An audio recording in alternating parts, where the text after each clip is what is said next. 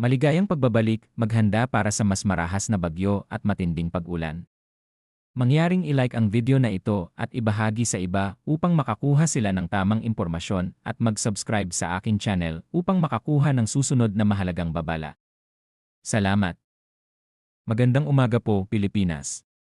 Heto na ang pinakabagong ulat sa lagay ng panahon ngayong Huwebes, January 29, 2026. Patuloy na nakaapekto ang Northeast Monsoon o amihan sa malaking bahagi ng Luzon at Visayas. Habang may mga localized thunderstorm naman sa ilang bahagi ng Mindanao at Silangang Visayas. Sa Cagayan Valley, Aurora, at Quezon, asahan ang maulap na kalangitan na may mahihinang pag-ulan dulot ng amihan. Wala namang inaasahang malaking epekto, ngunit pinapayuhan ang mga motorista na mag-ingat sa madudulas na kalsada, lalo na sa umaga, sa Metro Manila at sa nalalabing bahagi ng bansa. Bahagyang maulap hanggang maulap ang kalangitan na may panandaliang mahihinang pag-ulan. Mas mararamdaman ang mas malamig na simoy ng hangin, lalo na sa umaga at gabi. Samantala, sa Mindanao, Eastern Samar, Leyte at Southern Leyte, inaasahan ang bahagyang maulap hanggang maulap na kalangitan na may mga isolated na pag-ulan o thunderstorm, partikular sa hapon hanggang gabi.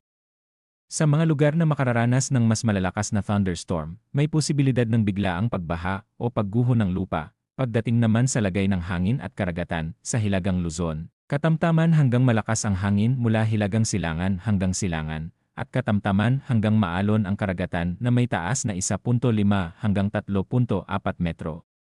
Pinapayuhan ang maliliit na sasakyang pandagat na iwasan ang paglalayag.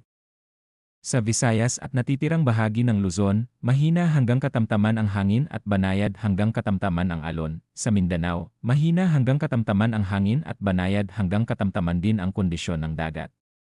Sa tala ng temperatura, naitala ang pinakamababang temperatura na 21.5 degrees Celsius, habang ang pinakamataas ay umabot sa 29.5 degrees Celsius. Ang halumigmig ay nasa 53 hanggang 71%. Para sa Metro Manila, sisikat ang araw bandang 6 oras 25 minuto ng umaga at lulubog ng 5 oras 54 minuto ng hapon.